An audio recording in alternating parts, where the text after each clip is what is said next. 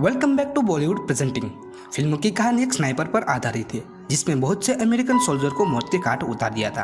अब अमेरिका और इराक की वॉर खत्म हो जाती है, लेकिन फिर भी 2 अमेरिकन सोल्जर को इराक में भेजा जाता है एक पाइपलाइन की सुरक्षा करने के लिए, क्योंकि वहां पर वर्कर्स सेफ नहीं थे। जहाँ कोई था जो उनको शूट कर रहा था। जहाँ American sniper Matthews and Isaac को वहां भेजा जाता है। दोनों का काम उनको मार देना था जिन्होंने उन वर्कर्स को शूट कर रहे थे। वो दोनों पत्थरों के बीच छुप कर उस स्नाइपर को ढूंढ रहे थे। काफी ज्यादा ढूंढने के बाद भी उन्हें कोई नजर नहीं आता और उन्हें वेट करते करते 22 घंटे बीत चुके थे। जहाँ मैथ्यूस का सबूत टूट रहा था, वो आइजैक से कहता है कि मुझे लगता है कि यहाँ पर कोई नहीं है और यहाँ से उठ के नीचे की तरफ जाना चाहता था, लेकिन यहाँ पर आइजैक उसको रोक लेता है। जहाँ आइजैक कहता है कि यहाँ पर कोई स्नाइपर जुबा भी हो सकता है जो इराक का नंबर 1 स्नाइपर था और वो बहुत ही ज्यादा खतरनाक था। जहाँ मैथ्यूस ये कहकर उसकी बात को टाल देता है कि 30 सेकंड में 8 आदमियों को मारना नामुमकिन है, इन पर किसी गैंग ने हमला किया होगा। जहाँ आइजैक को लग रहा था कि यहाँ पर कोई स्नाइपर हो सकता है। उन्हें वेट करते करते 22 से भी ज्यादा घंटे बीत चुके थे। जहाँ मैथ्यूस बोर हो गया था इसलिए वो नीचे की तरफ जा रहा था। जहाँ आइजैक उसको रोकता है, लेकिन मैथ्यूस उसकी बात नहीं सुनता। जहाँ आइजैक का पूरा ध्यान मैथ्यूस पर था, वही दोनों रेडियो पर बात भी कर रहे थे। मैथ्यूस उन लोगों को देखता है जिन लोगों को हेडशॉट लगा था। उसी दौरान मैथ्यूस को टांग पर गोली लगती है। जहाँ आइजैक भागकर मैथ्यूस की तरफ दौड़ता है, जहाँ वो स्नाइपर आइजैक की तरफ भी गोलियां चलाता है। जहाँ आइजैक उनसे बचने के लिए जिंग-जैक से भागता है ताकि वो स्नाइपर आइजैक पर निशाना ना लगा सके।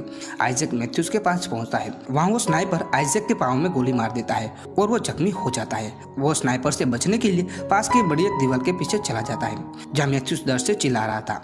जहाँ मैथ्यूस आइजैक से सॉरी बोलता है क्योंकि उसने उसकी बात नहीं मानी थी और वो यहाँ पर आ गया था। जहाँ आइजैक अपनी टांग पर पट्टी बांधता है ताकि ज्यादा खून ना निकल सके और वो हेडक्वार्टर से कांटेक्ट करने की कोशिश करता है ताकि वो मदद के लिए बुला सके, लेकिन रेडियो का एंटेना टूट चुका था क्योंकि उस स्नाइपर ने जानबूझकर रेडियो को टारगेट किया था ताकि वो बेस से कांटेक्ट ना कर सके। जहाँ मैथ्यूस अपनी राइफल तक पहुंचने की कोशिश करता है, लेकिन आइजैक उससे कहता है कि तुम किसी भी तरह की हरकत मत करो वरना वो स्नाइपर तुमको भी गोली मार देगा। जहाँ आइजैक दीवार के छेद में अपना पोर्टल सेट कर देता है ताकि वो स्नाइपर को ढूंढ सके। जहाँ आइजैक अपनी टांग में लगी गोली को बाहर निकलता है और बैंडेज लगाता है, लेकिन ब्लड काफी ज्यादा वेस्ट हो गया था। दर्द की वजह से आइजैक बेहोश हो जाता है और जब उसको होश आता है तो कोई रेडियो पर उसे कांटेक्ट करने की कोशिश कर रहा था। उसे लग रहा था कि कोई हेडक्वार्टर से कांटेक्ट करना चाहता है, इसलिए वो अपना नाम और पोजीशन बता देता है। जहाँ वो बताता है कि हम दोनों को गोली लगी है और हमें मदद की जरूरत है। जहाँ दूसरी तरफ से पूछा जाता है कि हमें अपनी एग्जैक्ट लोकेशन बताओ या फिर खड़े होकर गोली चलाओ क्योंकि तुम हमें नजर नहीं आ रहे हो। वही आइजैक जानता था कि किसी स्नाइपर से उसकी एग्जैक्ट लोकेशन पूछना रूल्स के खिलाफ है, इसलिए आइजैक को उस आदमी पर शक होता है। इसलिए आइजैक उसको ध्यान से सुनने लगता है। वो आदमी जो बोल रहा था वो अमेरिकन की तरह नहीं था। यहाँ पर आइजैक समझ जाता है कि यह वो स्नाइपर है जिन्होंने उस पर गोलियां चलाई है जो आइजैक को मारना चाहता था, इसलिए वो स्नाइपर उसकी एग्जैक्ट लोकेशन जानना चाहता था। जहाँ स्नाइपर को आइजैक की रेडियो फ्रीक्वेंसी मिल गई थी, इसलिए वो आइजैक से बात कर रहा था। जहाँ आइजैक उसको इग्नोर करते हुए हेडक्वार्टर से कांटेक्ट करने की कोशिश करता है। जहाँ वो स्नाइपर कहता है कि तुम मुझसे बात करते रहो वरना मैं मैथ्यूस को मार दूंगा, इसलिए आइजैक उससे बातें करने लगता है ताकि मैथ्यूस जिंदा रहे।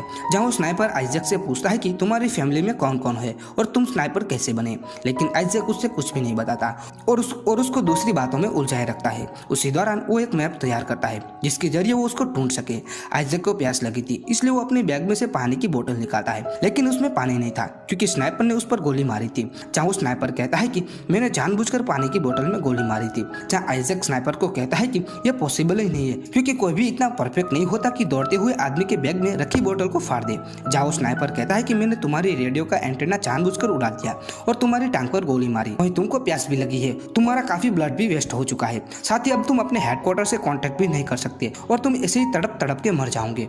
उसी दौरान आइजैक कहता है कि तुम आतंकवादी हो। जहाँ वो स्नाइपर हंसने लगता है और बताता है कि तुम हमारे देश में बंदूक लेकर आते हो और हमको ये आतंकवादी बता रहे हो। काफी ढूंढने के बाद आइजैक को उस स्नाइपर की लोकेशन जान जाता है। वो कचरे के ढेर में छुपा था, लेकिन आइजैक को उसकी एग्जैक्ट लोकेशन पता नहीं थी। जहाँ आइजैक सोचता है कि इतनी देर तक कचरे के ढेर में छुपना और वहाँ से परफेक्ट निशाना लगाना यह काम जुबा ही कर सकता है, जिसने 50 से भी ज्यादा अमेरिकन सोल्जर को मार दिया है और उसको बहुत ढूंढने की कोशिश की, लेकिन वो आज तक किसी को मिला ही नहीं, जिसकी वजह से उसको कोस्ट भी कहा जाने लगा है। जहाँ आइजैक कहता है कि तुम जुबा हो, लेकिन वो आदमी जुबा होने से इनकार कर देता है।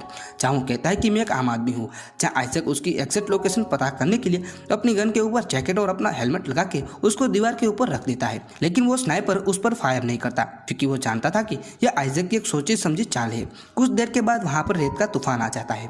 आइजक तूफान का फायदा उठाकर एक मरे हुए सोल्जर के पास जाता है और उसका बैग उठा के वॉल के पीछे वापस आ जाता है ताकि उसको बैग में से जरूरी सामान मिल जाए, जिस बैग में से उसको पानी की बोतल भी मिलती है। जहाँ आइजक का स्पॉटर भी टूट चुका है। जहाँ आइजक को रेडियो पर आवाज आती है जिस पर से उसको मालूम पड़ता है कि मैथ्यूज अभी भी जिंदा है। वो मैथ्यूज को स्नाइपर की लोकेशन बताता है, जिस दौरान स्नाइपर को आइजक अपनी बातों में गुमराह कर देता है ताकि मैथ्यूज राइफल तक पहुंच सके। वही स्नाइपर अपनी स्टोरी बताता है जिसमें वो बताता है कि वो इराक में एक टीचर था। एक दिन अमेरिकन सोल्जर ने स्कूल के सभी बच्चों को मार दिया।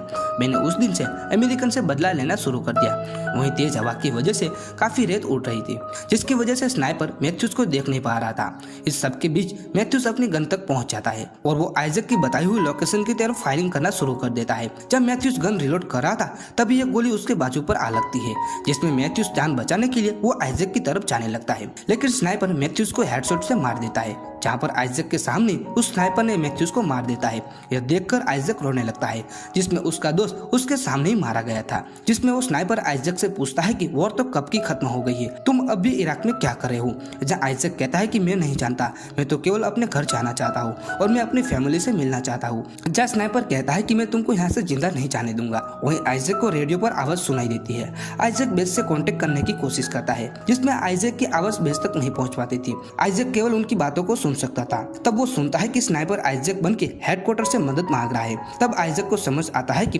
दरअसल मरने वाले लोगों ने कभी मदद मांगी नहीं थी क्योंकि स्नाइपर ने पहले से उनको मार दिया था। स्नाइपर ने इन्फॉर्मेशन लेकर हेडक्वार्टर से कांटेक्ट किया था ताकि मदद के लिए और लोग आए और उनको भी मार सके। और स्नाइपर ऐसे ही चाल बिछाकर एक एक करके सभी अमेरिकन सोल्जर को मार रहा था। तब आइजक को ख्याल आता है कि यह स्नाइपर कितना खतरनाक है। बहुत ही ज्यादा खून बहने और पानी न पीने की वजह से आइजक बेहोश हो जाता है। कुछ वक्त के बाद आइजक को होश आता है तो उसे एक हेलीकॉप्टर की आवाज सुनाई देती है। वो स्नाइपर से बात करने की कोशिश करता है लेकिन उसको कोई जवाब नहीं मिलता। वो कुछ भी करके मैथ्यूज की गन अपने पास खींच लेता है और वो देखता है कि हेलीकॉप्टर उसके पास आ रहा है। जहाँ आइजक उस दीवार को गिरा देता है जिस दीवार के सहारे वो अब तक छिपा था और कचरे के ढेर की तरफ निशाना लगाता है। जहाँ स्नाइपर भी आइजक की तरफ निशाना लगाकर बैठा था लेकिन धूल और मिट्टी की वजह से कुछ दिखाई नहीं दे रहा था। वो आइजक पर फायर करता है और उसकी गन से निकले हुए फ्लैश को आइजक देख लेता है और आइजक ठीक वहीं फायर करता है जिसकी वजह से स्नाइपर की तरफ से फायर करना बंद हो जाता है, जिससे आइजक को लगता है कि स्नाइपर मारा गया। आइजक उठकर खड़ा होता है लेकिन वो अभी भी अंदर से डर रहा था क्योंकि अगर वो स्नाइपर जिंदा होगा तो वो स्नाइपर मुझको मार देगा। लेकिन आइजक के ऊपर कोई फायरिंग नहीं होती। जहाँ आइजक को कंफर्म हो जाता है कि वो स्नाइपर मारा गया, इतनी देर में वहाँ हेलीकॉप्टर आ जाता है और उसके साथ ही आइजक को उठाकर ले जाते हैं। जहाँ वो हेलीकॉप्टर हवा में उड़ने लगता है तभी उनके हेलीकॉप्टर के ऊपर फायरिंग होती है और वो हेलीकॉप्टर क्रैश हो जाता है। जब स्नाइपर ने दिमाग लगाकर सभी को मार दिया, फिर से वो हेडक्वार्टर से कांटेक्ट करता है और उनको सारी सिचुएशन के बारे में बताता है और उनके नाम यूज करता है और उनसे मदद मांगता है। चाहे स्नाइपर और कोई नहीं बल्कि चुबा था। और इसी के साथ ही यह मूवी यहाँ पर खत्म होती है। अगर वीडियो अच्छा लगा तो वीडियो को लाइक करना ना भूले और एक काम आपके लिए वो है चैनल को सब्सक्राइब करना।